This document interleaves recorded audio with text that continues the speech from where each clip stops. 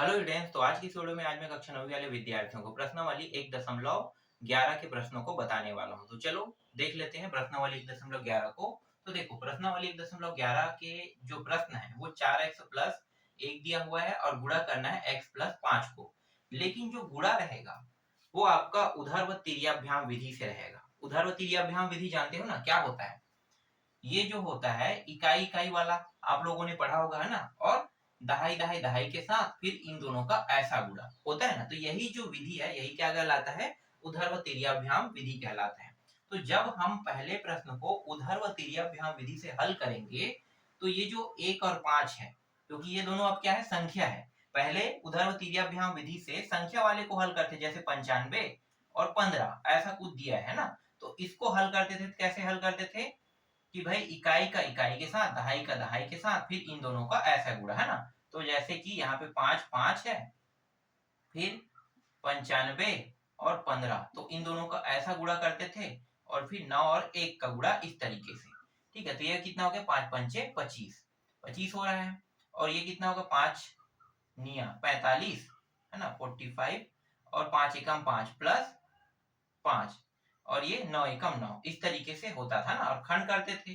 फिर यहाँ पे देखो ये एक अंक में है तो एक अंक का हमें एक्सेप्ट करना है, मतलब इकाई वाला एक अंक में रहेगा। तो 25 का 5 प्लस 2 हासिल कहाँ पे आ जाएगा? यहाँ पे। और ये कितना होगा? 50 और 2 52, 52 का पूरा 52 नहीं लिख सकते, 2 ही लिखेंगे, तो हासिल के रूप में प्लस 5 आ जाएगा। फिर 9 और 5 कितना होता है? 14, तो 14 को इस तरीके से लिखेंगे। तो ये जो कितना है? 95 गुणित 15, इसका उत्तर कितना आ रहा है? इसका उत्तर आ रहा है 1425, है ना। 1425 जो है इसका उत्तर आया। तो ये उधर्व तिर्याभ्याम विधि है। अब इसी विधि को हमें इस तरीके के प्रश्नों में भी यूज करना है। ठीक है, ये प्रश्न देखो 4x है, यहाँ पे x है, तो ऐसे में कैसे बनाना है? ठीक है, ऐसे प्रश्नों को कैसे बनाना है? तो बहुत ही आसान है। हमें क्या करना है? देखो 1 और 5 को पहले लेना है, तो 1 और ये 5।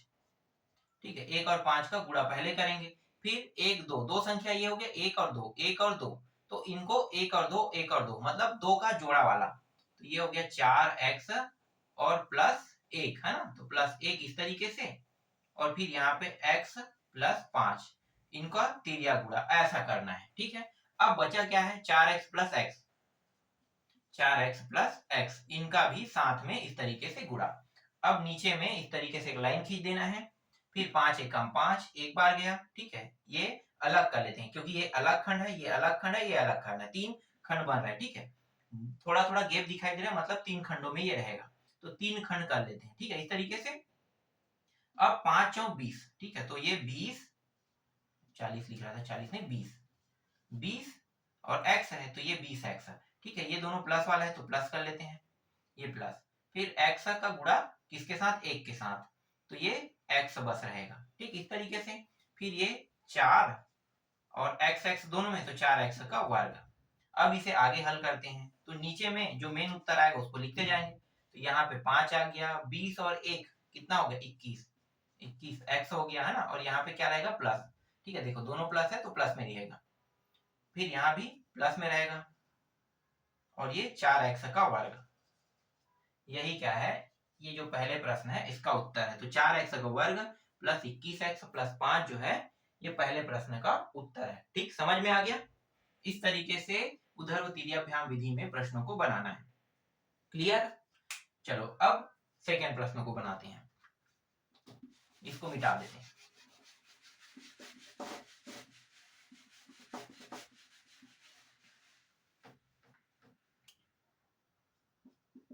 देखो दूसरा प्रश्न क्या है? दूसरा प्रश्न है 4x प्लस 2y और दिया हुआ है 3x plus 3y, 3x plus 3y। ठीक है, इसको बनाते हैं, गुणा ही करना है, बहुत ही आसान है। क्या करना है? पहले इन दोनों को लेना है, तो 3 पहले 2 है ना, 2y और ये 3y, और ध्यान देना ये दोनों प्लस में है, तो चाहो तो आप प्लस चिन्ह को ले सकते हो, क्योंकि ये बहुत इंपॉर्टेंट होता है। इसे पहले वाले में मैंने नहीं लिया था, जरूरत ही नहीं, क्योंकि प्लस है तो आपको पता है कि प्लस में ही आएगा, है ना। तो चिन्ह को भी ले लेते हैं, ज्यादा अच्छा रहेगा। फिर इन दोनों को साथ में लेना है ऐसा, तो ऐसे ही करते हैं, 4x प्लस 2y और ये है 3x प्लस 3y। ठीक है, इस तरीके से तिरिया गुणा। अब अंतिम वाला का कर लेते हैं, तो 4x और 3y इस तरीके से। नीचे में रेखा खींचते हैं, इन दोनों को गुणा करेंगे तो ये होगा 3 दूनी 6, तो 6y आ गया। ठीक है, एक आ गया यहाँ पे 6y, ये दोनों प्लस में है तो प्लस को लिख दो। ठीक है, फिर इनको कोष्टक के अंदर रख लो तो ज्यादा अच्छा रहेगा। और देखो कोष्टक के अंदर में लिखने के बाद यहाँ भी प्लस यहाँ भी प्लस रहेगा कि नहीं रहेगा ना, क्योंकि ये दोनों जो है वो प्लस में, तो प्लस प्लस यहाँ भी लगा देते हैं। ठीक है, अब यहाँ पे देखो ये है 3 और 4, 4 से कितना हो गया 12, इसको कोष्टक के अंदर में लिखेंगे तो ये हो गया 12, 3 चौक 12 x और y, तो ये x और y। ठीक है, फिर 3 दूनी 6, 6 x और y दोनों में है तो x और y। ठीक है, और आगे में क्या है देखो प्लस चिन्ह है तो प्लस चिन्ह को लगा दो। फिर इन दोनों को हल करते हैं तो 3 चौक कितना हो गया 12, और यहाँ भी सॉरी ये x है ना, 3 चौक 12 x का वर्ग हो जाएगा। ठीक है, इस तरीके से अब इसे आगे और हल करते हैं। ठीक है, मेन उत्तर निकाल लेते हैं। तो देखो पीछे से 6y रहेगा, इन दोनों को जोड़ेंगे तो जोड़ रहे हैं तो 12 और 6 कितना हो गया 18, 18 x y, ये प्लस को उतार देते हैं और इसके आगे में भी प्लस है उसको भी उतार देते हैं, और फिर 12 x का वर्ग। ये रहा आपके दूसरे प्रश्न का उत्तर। तो समझ में आ रहा है ना, जो मैं यहाँ पे बताते जा रहा हूँ ये उधर्व तिर्याभ्याम विधि है। उधर्व तिर्याभ्याम विधि में आपको ऐसे प्रश्नों को बनाना है। ये तो 2 अंकों का था, है ना, 2 पदों में कहो, अंकों में भी नहीं कह सकते क्योंकि यहाँ पे प्लस लगा है, मतलब पहला पद दूसरा पद, पहला पद दूसरा पद, 2 पद थे। अब पदों को बढ़ा देते हैं, तो पदों को बढ़ाएंगे कितना करेंगे 3 कर लेते हैं। ठीक है, इसके बाद जो तीसरा प्रश्न है, चौथा प्रश्न है ना, तो तीसरा और चौथा आप लोग बना के देखना, सरल सेम टू सेम बनेगा। जैसे मैंने पहले को बताया वैसे ही दूसरा बनाया, दूसरा को बताया वैसे तीसरा और चौथा बनेगा। तो अब इस बार मैं आपको डायरेक्ट पांचवा प्रश्न बता रहा हूँ। ठीक है, पांचवा, इसमें पदों की संख्या 3 है, x का वर्ग दिया हुआ है, फिर प्लस 2x प्लस 1 दिया हुआ है ना, फिर x का 2 घात प्लस 3x प्लस 4। ठीक, अब इसको हल करते हैं। तो अब क्या करेंगे देखो, पहले इन दोनों को लेंगे फिर इन दोनों का ऐसे गुणा। ठीक है, फिर अगला स्टेप क्या होगा, अगला स्टेप तीनों को एक साथ देंगे। तो चलो मैं यहाँ पे बताता हूँ, ये सेम 3 नंबरों वाला जैसे 3 नंबर वाला जैसे 1 1 1 1 2 3 अगर इस तरीके से दिया हुआ है तो इनका गुणा आप लोग कैसे करते हैं, इनका गुणा करते हो 1 3 फिर 1 3 1 2, देखो ऐसा ऐसे है ना। अब 3 को लेना है 1 2 3 1 2 3, अब इस तरीके से करते हो ना। फिर 2 को लेंगे तो देखो ये दोनों 11 और 12 1 2 1 1 1 2, और फिर अंतिम में 1 और 1 का इस तरीके से करते हो ना। तो यही वाला तरीका है, ये भी 3 अंक हो गए, एक अंक ये दूसरा तीसरा, है ना। तो अंक के हिसाब से अगर देखते हैं तो 3 अंकों में ये है, 3 अंकों में ये है, और ये 3 पदों में है, तो 3 पदों 3 अंकों के बराबर रहेगा। इसको अगर हल करते हैं तो देखो कितना आ रहा है 3 एकम 3। ठीक है, खंड कर लो पहले, बाद में इसको हल करें। 3 एकम 3, या एक साथ करना चाहो तो कर सकते हो, 3 एकम 3 और 2 एकम 2, 3 2 कितना हो गया 5, मैं यहाँ पे डायरेक्ट 5 लिख लेता हूँ। ठीक है, फिर ये हो गया 3 एकम 3 2 एकम 2 और 1, 3 2 5 और 1 6, तो यहाँ पे 6 आ रहा है। ठीक, अब देखो 2 एकम 2 और 1 एकम 1 तो 3, और फिर 1 एकम 1 1, तो इसका जो उत्तर आ रहा है ना 1 3 6 5 3 ये आ रहा है। ठीक है, ये सरल तरीके से एकदम बन गया। ठीक है, सभी के सभी एक एक अंक में आया है। तो देखो मैंने एक उदाहरण दिया आपको, उदाहरण को बना के बता दिया। अब यही सेम टू सेम फॉर्मेट इसमें भी मैं क्या करने वाला हूँ, यूज करने वाला हूँ। तो चलो इसको आप बना के देखते हैं। इसको कहाँ पे कर लेते हैं, ये वाला रहने देते हैं, 2 पार्टीशन कर लेते हैं। ठीक है, इसको अलग कर लेते हैं, यहाँ पे बना देते हैं। ठीक है, पहले 1 और 4 को लेंगे। देखो लाइट बंद हो गया, चलो कोई बात नहीं, या एक प्रश्न बन जाएगा। 1 और 4 मतलब ये 1 और 4 है ना, ये हो गया 1 और 4 को। अब क्या करेंगे, दोनों को लेंगे तो ये 2x और ये 3x, फिर 1 और 4 इस तरीके से, और एक इसमें था प्लस में था ना, प्लस में कोष्टक के अंदर लिखना इसको। ठीक है, और ये दोनों प्लस में है तो इसका भी प्लस इसका भी प्लस, इस तरीके से। इन दोनों के आगे में भी प्लस है तो प्लस लगा दो। ठीक है, अब क्या करोगे, इसका गुणा इसके साथ, इसका गुणा इसके साथ। ठीक, अब अगला स्टेप क्या है, तीनों को लोगे एक साथ, तीनों को लेंगे तो ये तीनों को ले लेते हैं x का वर्ग प्लस 2x प्लस 1, और नीचे में क्या है x का वर्ग प्लस 3x प्लस 4, इसको भी कोष्टक में लिख लो इस तरीके से।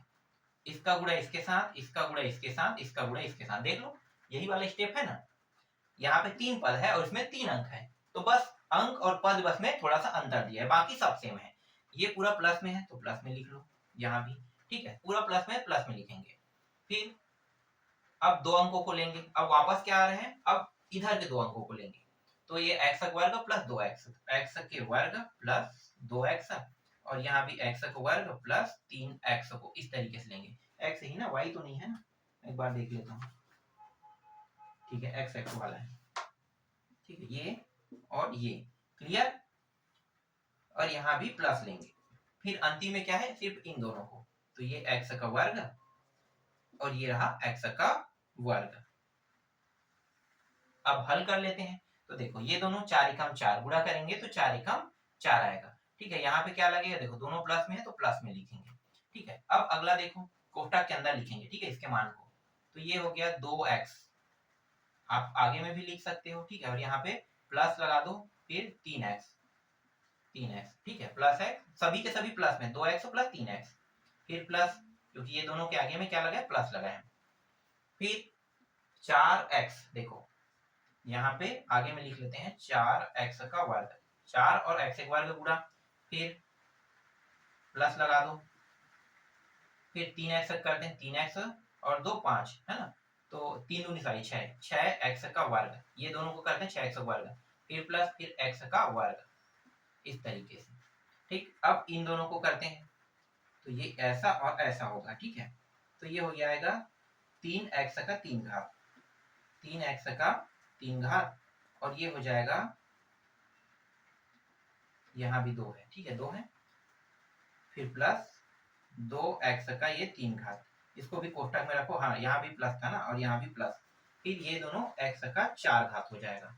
अब आगे इसको हल करते हैं, तो एक नीचे में और लाइन खींच लेते हैं, और इस बार जो आ रहा है ये उत्तर वाला लाइन है। ठीक है, तो 4 के बाद प्लस है, इन दोनों को जोड़ेंगे कितना होगा, 5x हो जाएगा, फिर आगे में ये प्लस है, फिर यहाँ पे देखो 4 और 6 10 और 1 11, ये हो गया 11x का वर्ग, फिर प्लस यहाँ पे प्लस है ना, फिर इसको लिखेंगे, तो ये 3 2 5, 5x का कितने घात है, 3 घात है, 3 घात, फिर यहाँ भी प्लस आगे में, फिर x का 4 घात, और यही क्या है, यही इस प्रश्न का उत्तर है। ठीक है, ये जो 5वां प्रश्न है इसका उत्तर है। तो आशा करता हूँ मैं जो आपको बता रहा हूँ वो अच्छे से समझ में आ रहा होगा। मैं उधर तिर्याभ्याम विधि के नंबर वाले को भी मैं बता रहा हूँ, नंबर वाले प्रश्नों को कैसे बनाना है, और नंबर वाले प्रश्न के साथ ये प्रश्न कैसे अटैच है उसको भी बता रहा हूँ। अब जो 6वां प्रश्न है, ठीक है, इनको बना के देखना। मैंने ज्यादा प्रश्न नहीं छोड़ा है इसमें, बहुत कम प्रश्नों को छोड़ा, जैसे कि चौथा 5वां को छोड़ा हूँ और अंतिम प्रश्न 6वां को छोड़ा हूँ। बाकी 3 प्रश्न तो मैं आपको ऐसे ही बता दिया हूँ, और जैसे मैं बताया वैसे अगर आप बनाते हो तो सारे प्रश्न, इसमें जितने भी प्रश्न रहेंगे, चाहे वो एग्जाम्पल के रहे, चाहे जो छोड़ा हूँ वो रहे, है ना, आसानी से बन जाएगा, पूरा एकदम सरल और सटीक विधि में बता रहा हूँ। तो इसी तरीके से आपको सभी प्रश्नों को बनाना है। तो ये जो प्रश्नावली आपका जो 1.11 है, ये पूरी तरीके से कंप्लीट होता है। इसके बाद मैं आपको नेक्स्ट प्रश्नावली को, मतलब नेक्स्ट अध्याय और नेक्स्ट प्रश्नावली को पढ़ाऊंगा।